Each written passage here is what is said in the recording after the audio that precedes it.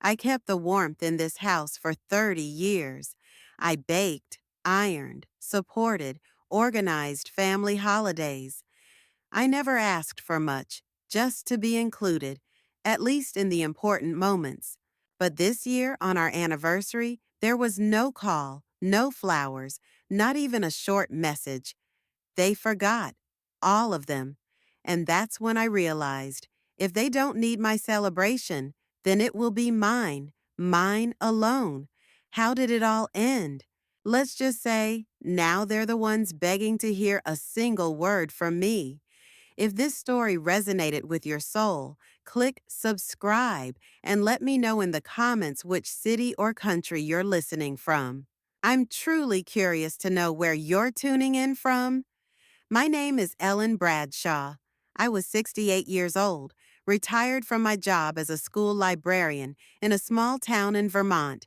After 35 years surrounded by children's voices, whispers between shelves, and the comforting rustle of turning pages, the silence of retirement came as both a gift and a challenge.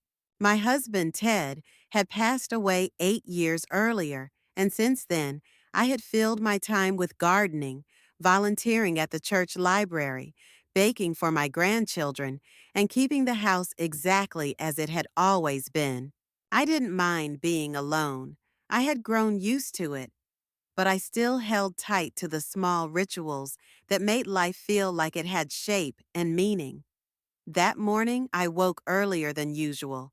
The light was soft and gray through the curtains, and the wind made the maple branches tap gently against the windows. I put the kettle on and sat for a while in the kitchen, staring at the empty chair across from mine. I had left it untouched, with the same cushion Ted used to lean against. The space across the table never stopped feeling like his. It was our wedding anniversary. 30 years to the day since we had stood in a small wooden church on the hill outside of town. Me in a borrowed dress with lace sleeves, him with a crooked tie and eyes full of wonder. We had almost no money then, but we had danced under string lights and toasted with cheap champagne.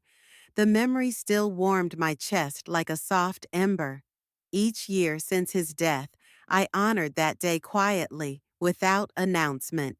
I didn't expect much, just a moment of reflection, a few flowers on the table, and maybe a call from one of the children who remembered what the date meant.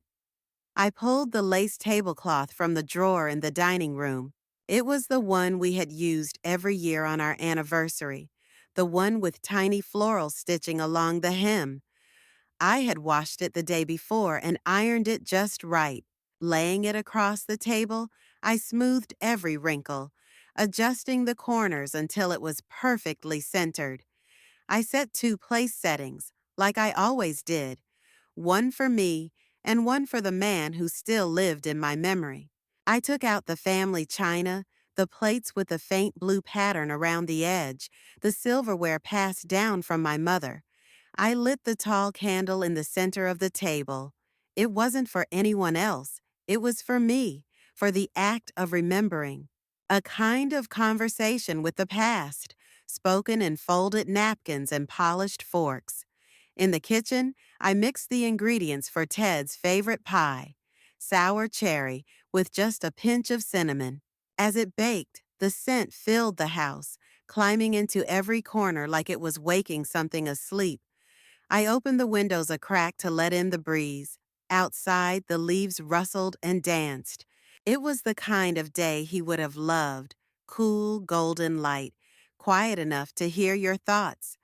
After I set the pie to cool, I checked my phone. There were a few notifications, a news update, a discount from the pharmacy, a weather alert about possible rain, no messages, no missed calls. I refreshed it just in case. Nothing. I told myself it was early. Maybe they were waiting until later to call.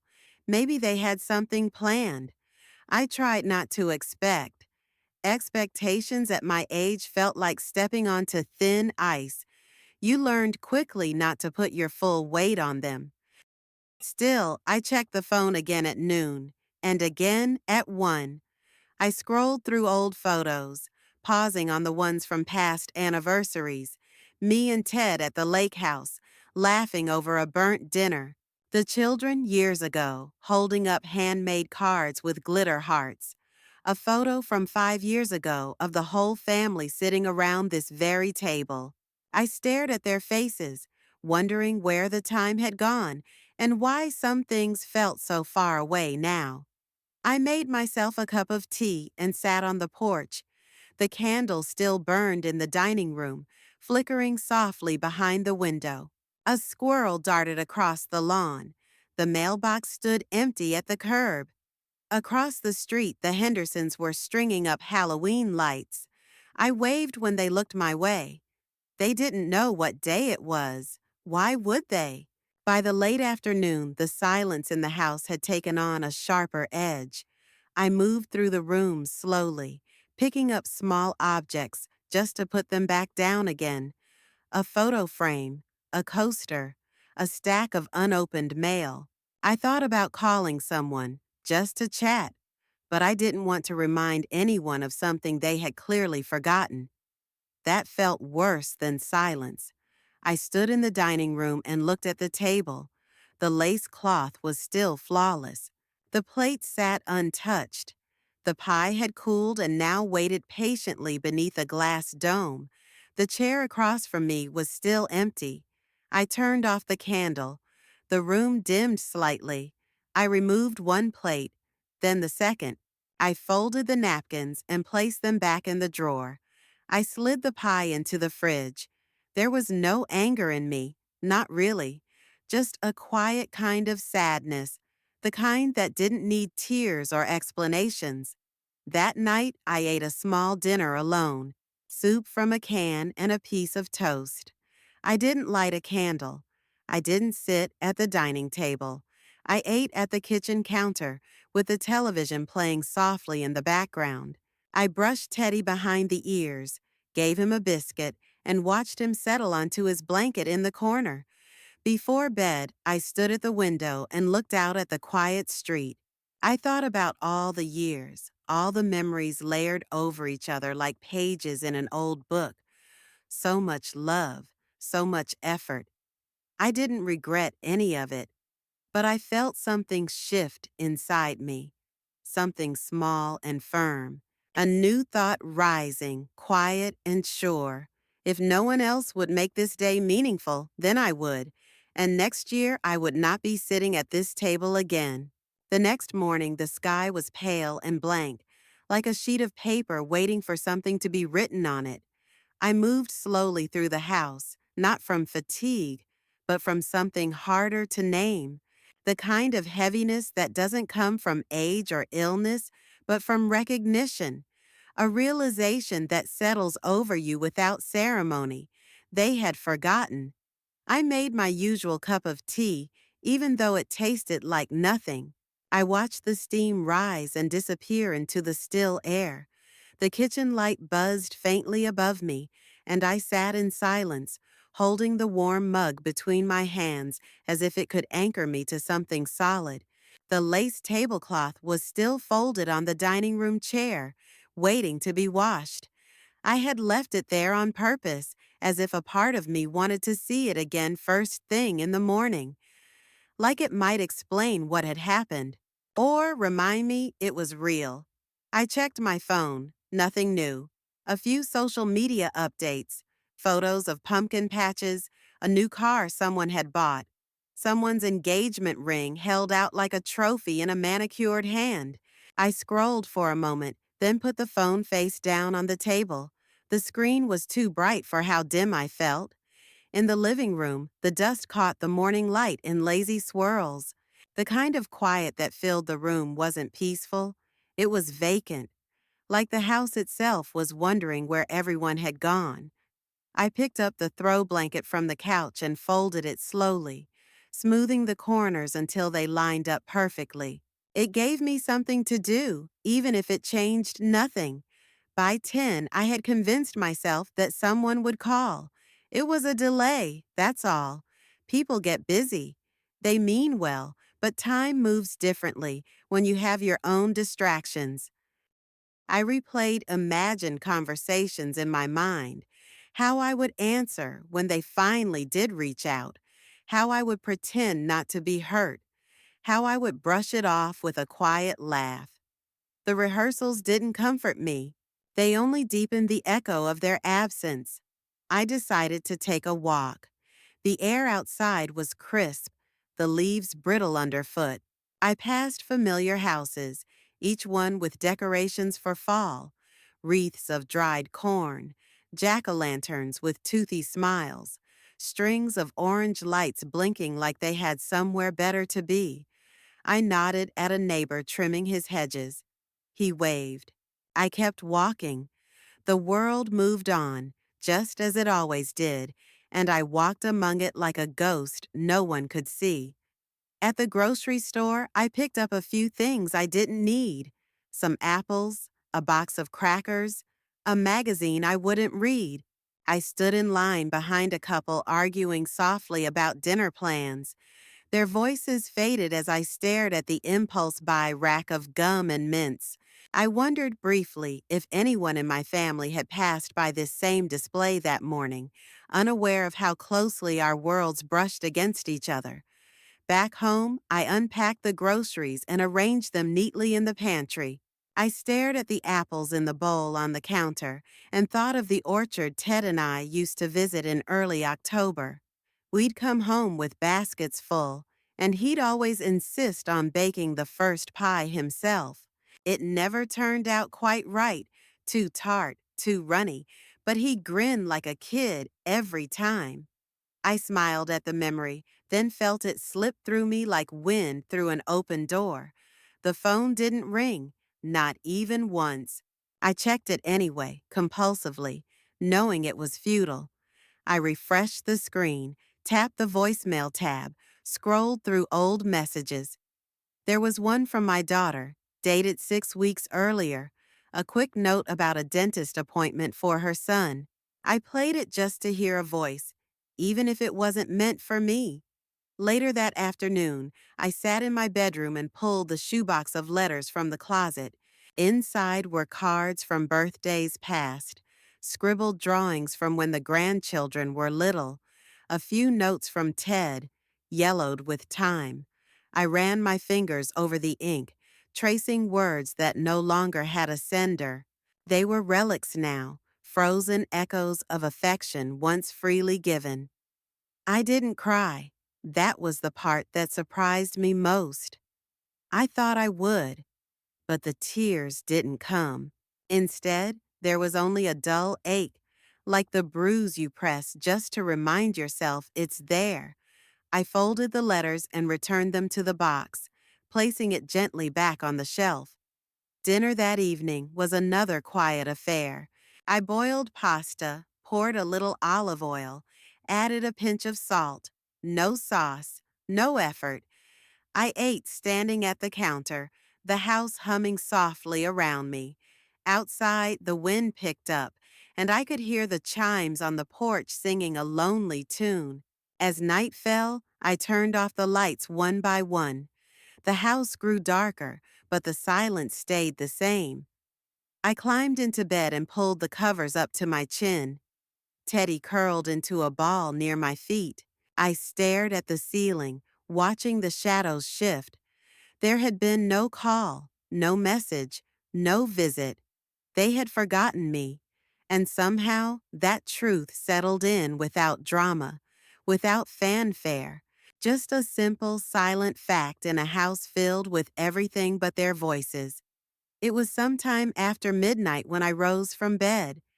The house was wrapped in shadows, the kind that didn't scare, but made everything feel distant and forgotten. The quiet was so complete that I could hear my own breathing. Teddy shifted in his sleep beside the bed, exhaling a soft sigh. I stepped lightly, not turning on any lights, letting the moon through the kitchen window guide me. I wasn't sure what I was looking for, only that staying in bed felt impossible. I made a cup of tea and stood by the window while it steeped, cradling the warmth between my palms. The trees outside danced gently in the wind, and the streetlights cast long, flickering shadows over the pavement. It felt like I was the only person awake in the entire town. There was an odd comfort in that. No expectations, no questions, just stillness. As I sipped, my eyes drifted to the bookshelf in the hallway. At the very bottom, behind some old gardening guides and a stack of outdated cookbooks, was a large flat object wrapped in a canvas sleeve. I hadn't thought of it in years, not since Ted tucked it away after his last round of decluttering. I knelt down and pulled it out, my knees cracking slightly as I did. It was a map, a full-sized paper map of the United States, creased at the folds, faded at the corners. We had bought it decades ago during one of our earlier road trips, back when navigation didn't live inside a glowing screen. We used to mark it with little red dots and stars, circling the places we'd visited and drawing small hearts near the places we said we'd return to someday. It still smelled faintly of old paper and leather. Nostalgia rose in my chest like a tide. I cleared off the kitchen table and spread the map across it, smoothing it with my hands. My fingers traced familiar routes: the highway we took through Pennsylvania, the detour we made in Tennessee to see a sunflower field, the long, meandering drive through Colorado that left us breathless. There were still faint pencil notes in the margins: Best Pie in Kansas, Campground by River, Return, Tiny Diner with Jukebox. And then there were the unmarked places, vast stretches of land we had never touched, empty patches on the map that represented potential, not memory. I stared at them for a long time. My eyes settled on New Mexico, Santa Fe. I had always wanted to go. Something about the light, the desert colors, the way time seemed to stretch wide out there, like it was less about speed and more about presence. I remembered seeing a photo in a travel magazine once: adobe houses, warm terracotta, cobalt skies. I had torn it out and tucked it in my drawer. It was still there, yellowed and curling at the edges. Without thinking, I walked to my laptop and opened a browser. My fingers typed as if they had done it before. Santa Fe vacation rentals.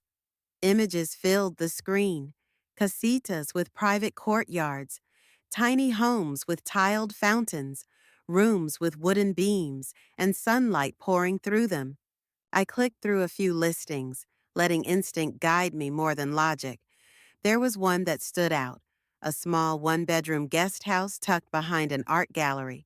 It had soft, earth-toned walls, a hammock strung between two trees, and a little kitchen with blue tile backsplash.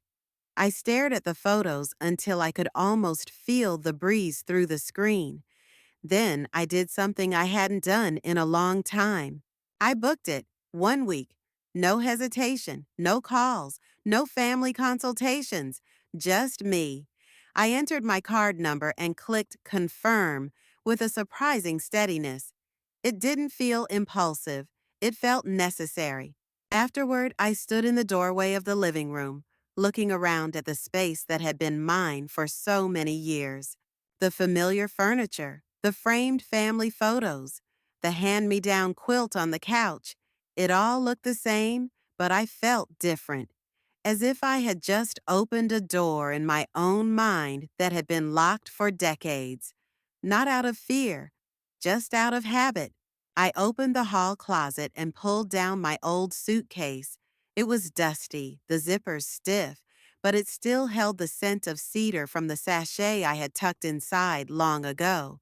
I laid it on the bed and unzipped it slowly, savoring the moment. I began packing before sunrise. Comfortable clothes, a wide-brimmed hat, a pair of sandals I had never worn, a few books, my journal, a camera I hadn't touched in years. I folded everything neatly, not because anyone would see it, but because it felt like an offering to myself. I left a note on the kitchen table before I went to sleep. It was short: Gone on vacation. Don't worry. I'll be in touch soon. I didn't sign it.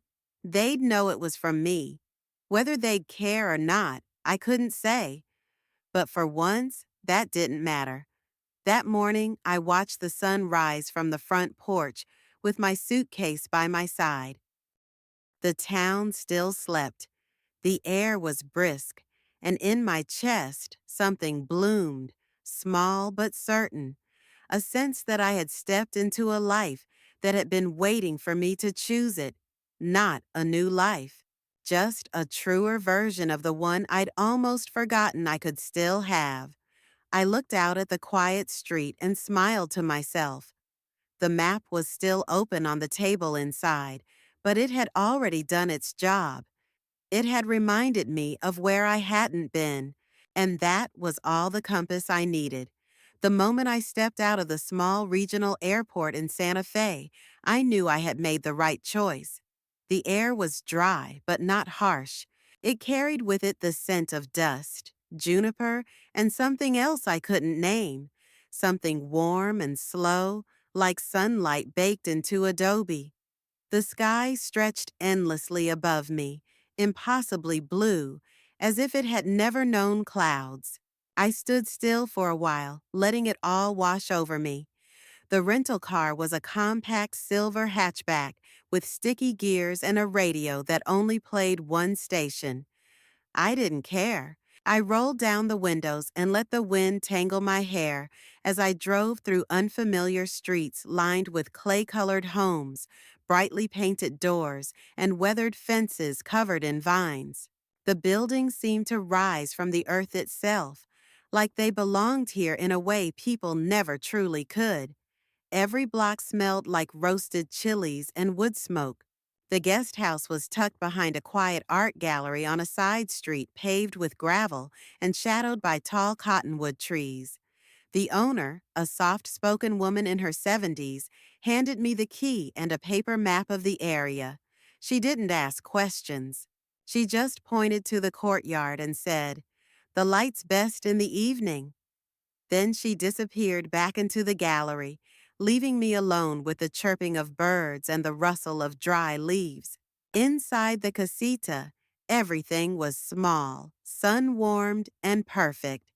Terracotta tiles on the floor, a little kitchenette with hand-painted mugs, a window that looked out onto a wall of flowering cactus. There was a bed with crisp white sheets, a wooden desk by the window, and shelves lined with books about the Southwest, desert photography, poetry, cookbooks full of spice and color. I unpacked slowly, placing each item with care, like arranging a still life meant only for myself. Later that afternoon, I walked to a nearby market. The streets were quiet, shaded by the buildings, humming with a kind of slowness I hadn't felt in years. I bought local honey, a small wedge of soft cheese, 2 green apples, and a loaf of bread still warm from the oven. The woman at the counter asked if I wanted a bag, and I said no. I carried everything in my arms, feeling the weight of it, the simplicity, the act of choosing food just for me.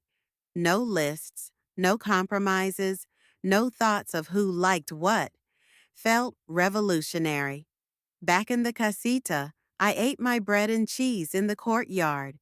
The bench was slightly uneven, and the table had a crack running through the middle, but the sunlight poured over everything with the kind of golden patience I had only read about in novels. I took my time. I let each bite linger. Even the air seemed edible, rich with heat and pine and the faint scent of wildflowers. As the sun dipped lower, I explored the narrow streets nearby. I passed small shops selling silver jewelry, woven blankets, and hand-carved wooden figurines. I didn't buy anything. I didn't need to. Just looking felt enough. A man played guitar on the corner of a quiet plaza, his notes drifting upward like smoke. A child laughed somewhere in the distance, and the sound didn't hurt. It didn't remind me of what was missing. It simply was. When the sky turned orange and purple, I returned to the guest house and sat on the steps leading into the garden. I watched as the stars began to appear, one by one, shy at first, then bold.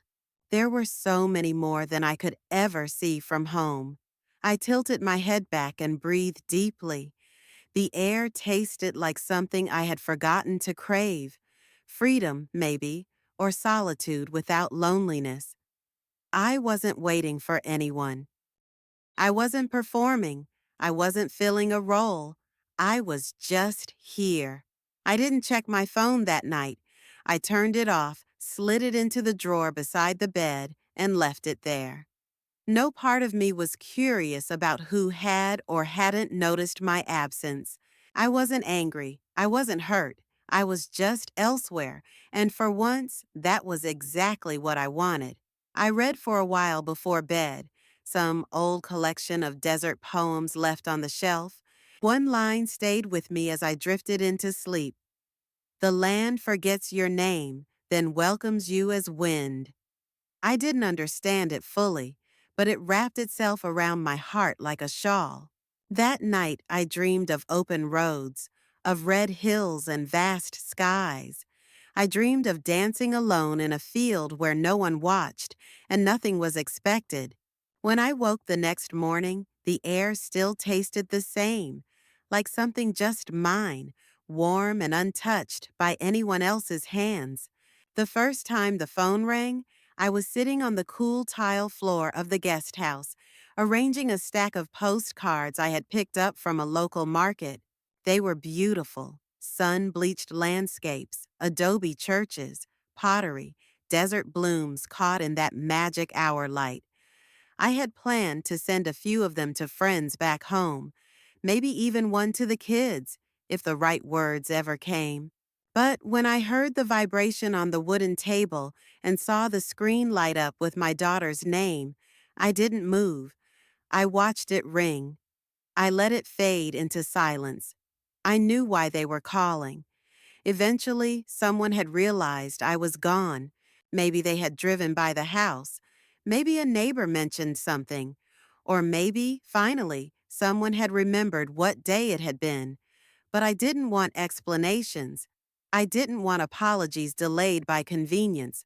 I wanted space. The second call came later that night, this time from my son.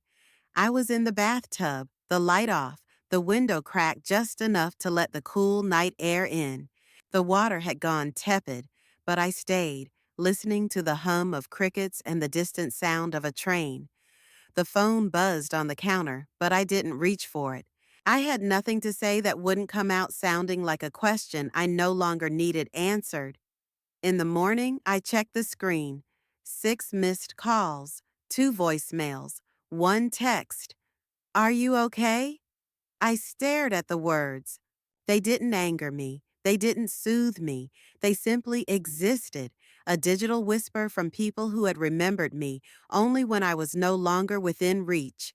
I opened the message and read it again, then put the phone down without responding.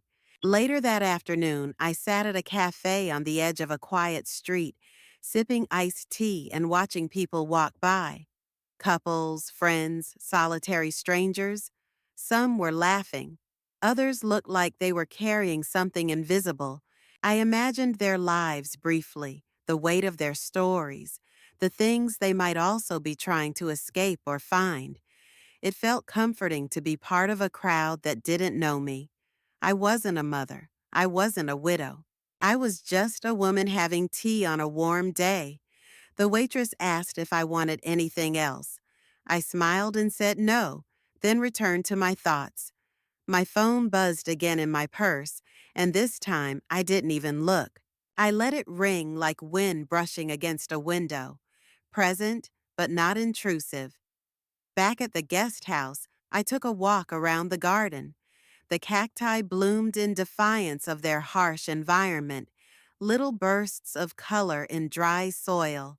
I bent down and touched the edge of a bright red blossom. It was soft, surprisingly delicate. I thought about how long it must take for something so beautiful to appear in a place so unforgiving. I sat in the hammock beneath the cottonwood tree and opened the book I'd been meaning to read for years. The pages were yellowed, the spine cracked. I read for hours, stopping only to watch the light change on the garden walls. At some point, the phone rang again. I didn't flinch. I didn't even glance. The number would still be there later. If not, it wouldn't matter. That night, I cooked dinner for myself, pan-roasted vegetables and soft cheese on fresh bread. I poured a glass of wine and ate slowly at the small wooden table in the courtyard. A candle flickered beside me, casting shadows that danced along the adobe walls. I raised the glass slightly, not in a toast to anyone else, but to the moment, to my own company. Before bed, I turned on the phone and played the first voicemail. My daughter's voice trembled slightly. She said they were worried, that they had come by and found the house empty. She asked where I had gone, why I hadn't said anything. She ended with, "Please, just let us know you're all right." I played the second voicemail, my son this time, shorter, more practical. "Mom, call me, please." No mention of the anniversary. No apology. Just the expectation that I would respond. I turned the phone off again. In the silence that followed, I didn't feel guilty. I didn't feel cruel. I felt clear. There was something powerful in withholding the answer they expected, in not rushing to fill their discomfort. I wasn't punishing them. I was protecting something I had only just rediscovered: my autonomy, my rhythm, my right to disappear without asking permission.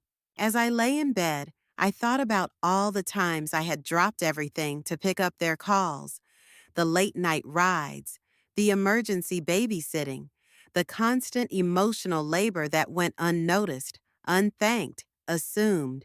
And here, in this quiet desert city, I had no responsibilities, only choices. I didn't know when I would return their calls. Maybe in a few days, maybe not at all. I hadn't decided yet. What I did know was this: the world had not ended in my absence.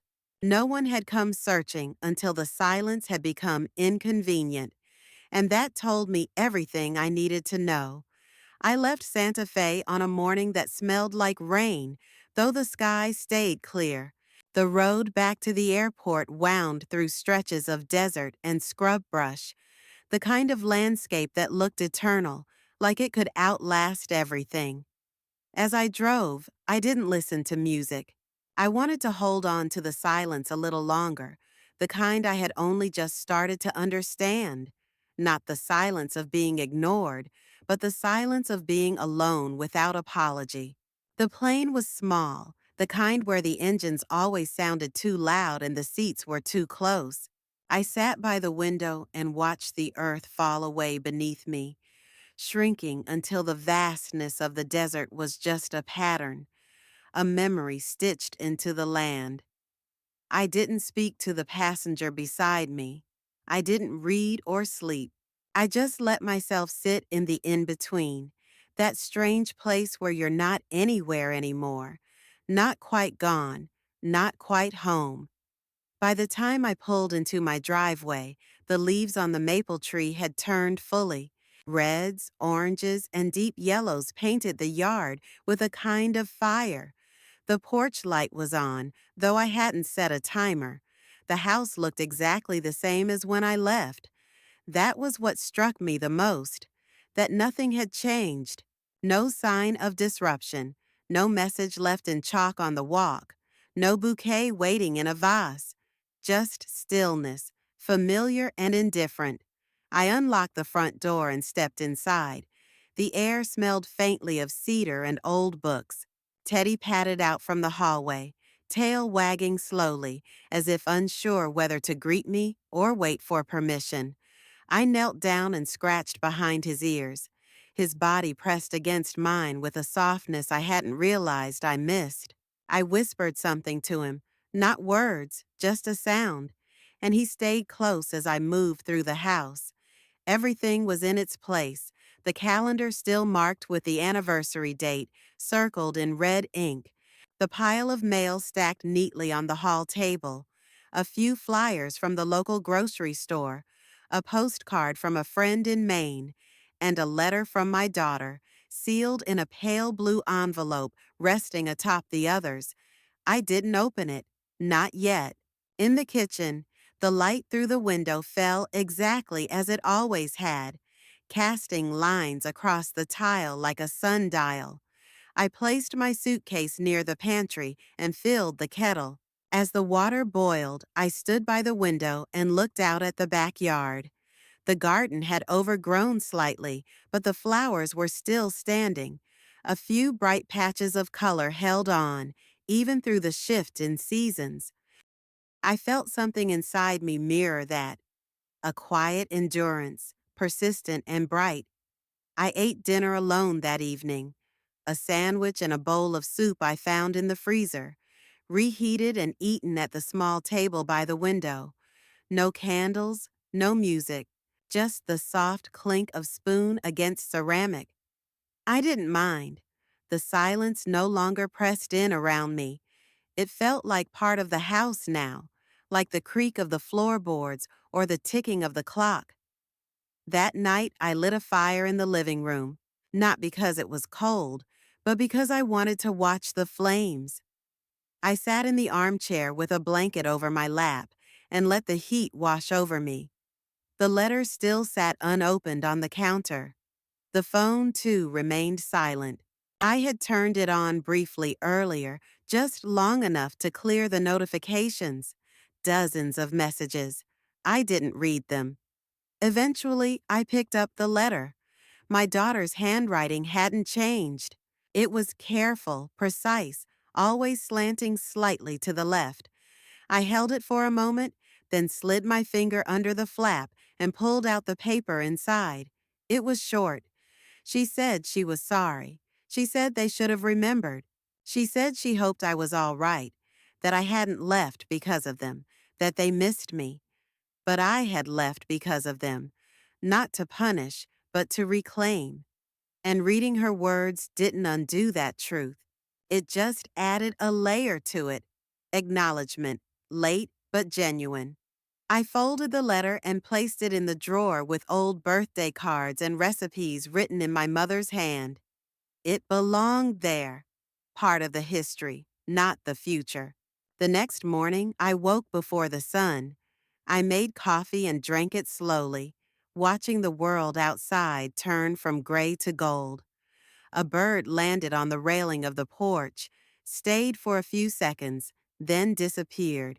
I didn't feel the ache I used to feel, the quiet hunger for someone to call, someone to knock on the door. I had brought back something from that trip that no one could see but me, a sense of my own company as enough. Later, I began making a list, not of chores or errands, but of places, cities I hadn't seen, trails I hadn't walked, cafes where no one knew my name. I wrote them down one by one in a small notebook and placed it by the front door, not as a threat, not as an escape plan, but as a promise to myself. It happened on a Wednesday, mid-morning, after the fog had lifted and the house was filled with a quiet sort of light, the kind that comes through sheer curtains and feels soft on the skin. I had just finished sweeping the front porch. There were dry leaves caught in the corners, little reminders that the seasons had kept moving even while I had paused. The phone rang from the kitchen table. I saw the name before I picked it up. My son. I hadn't spoken to him since before the trip, and for a moment, my thumb hovered over the screen. There had been other calls, other messages, but I had ignored them all. This time, I didn't. I answered. His voice was tentative at first, the way people speak when they know they might be stepping into something fragile. He didn't ask where I'd been. He didn't demand explanations. He just said, "Hi, Mom," and waited. I didn't rush to respond. I let the silence hang for a second longer than necessary, And then I said hello. It wasn't a long call. It wasn't dramatic or tearful or full of revelations. It was awkward. It was careful. But it was real. He told me he'd stopped by the house a few days ago and seen the garden, said it looked nice. I said thank you. He told me he'd found the note on the table but didn't know what to make of it. I told him it wasn't meant to be explained. He paused, then said he missed me. He didn't dress it up in sentimentality. He didn't try to spin it into something tidy. He just said the words like someone not used to saying them out loud. It landed somewhere deep, past the places that had been sore. I didn't cry. I didn't offer comfort. I simply received the words and held them quietly. Then he asked the question I knew was coming. Why didn't you tell us you were leaving? I thought about lying, about giving him an easy version, something like, I needed a break, or I wanted some sun. But I had told myself I wouldn't do that anymore. I wouldn't protect them from the truth just because it made them uncomfortable. So I told him. I said that I had waited and no one came, that I had set a table for memories, and everyone else had been too busy to notice the date, that I had spent a day that once meant something surrounded by silence, and it had pushed me to remember something important, that I didn't have to wait for permission to live. He didn't interrupt. He didn't defend himself. He let it settle between us. There was something in his voice after that. Not shame, not guilt, just softness. He said he hadn't realized how far things had slipped. He said he was sorry. And for the first time, I believed that he meant it. He asked if he could come by sometime, maybe bring the kids. I said yes, but not today. I told him I needed time to figure out how to come back to the world they'd left me out of.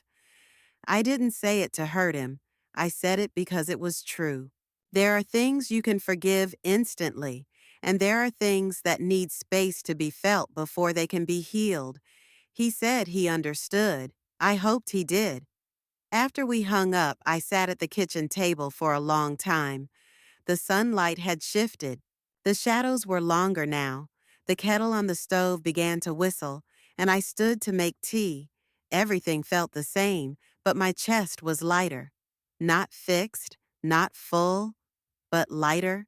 I took the tea to the back porch and sat with it, letting the steam rise and warm my face.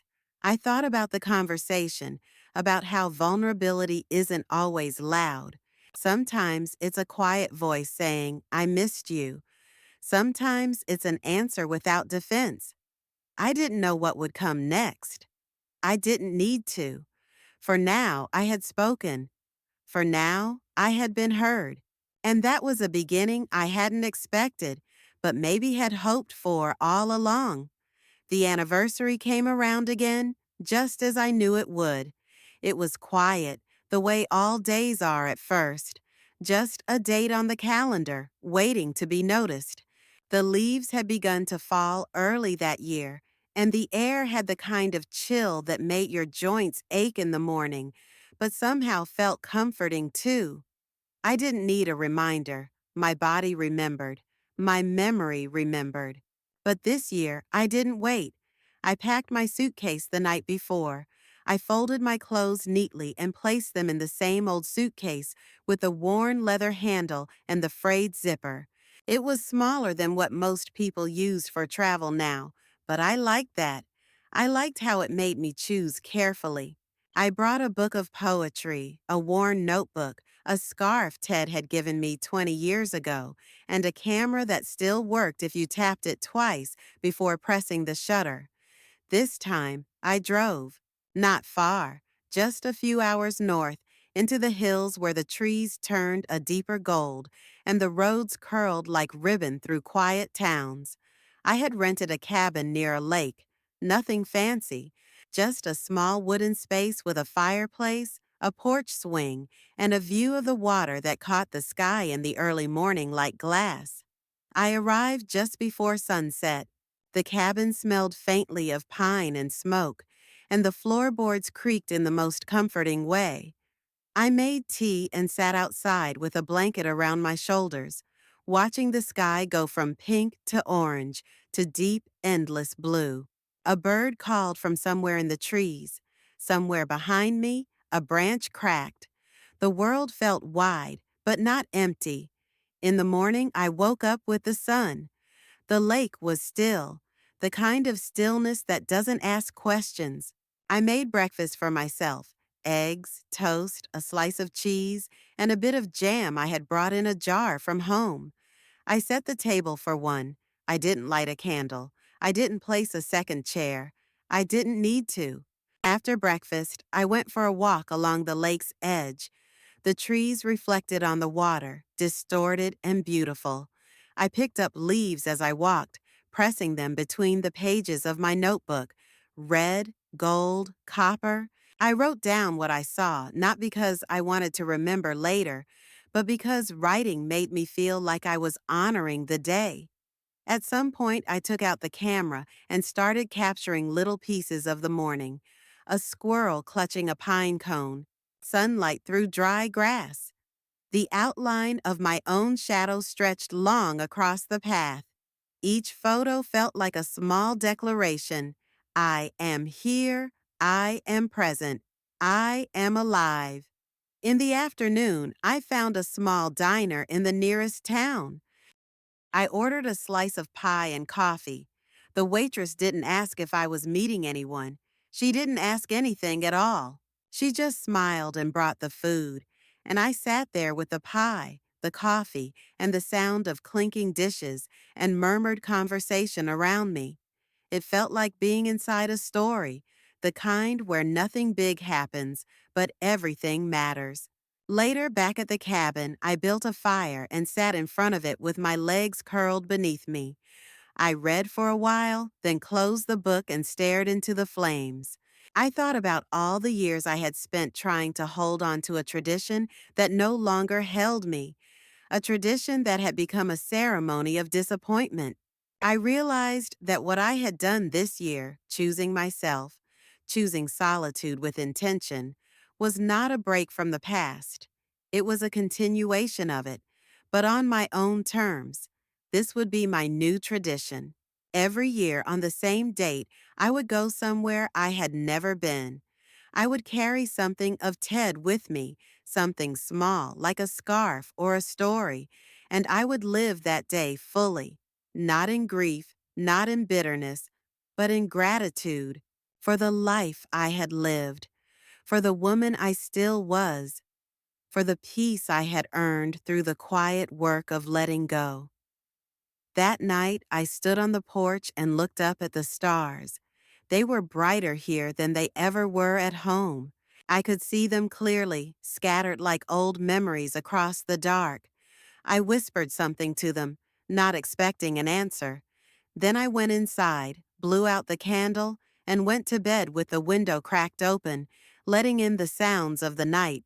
And as I fell asleep, I knew I wouldn't be waiting anymore. I would be walking. I would be driving. I would be going places that no one had chosen for me. And in doing so, I would no longer be forgotten, not by others, but by myself.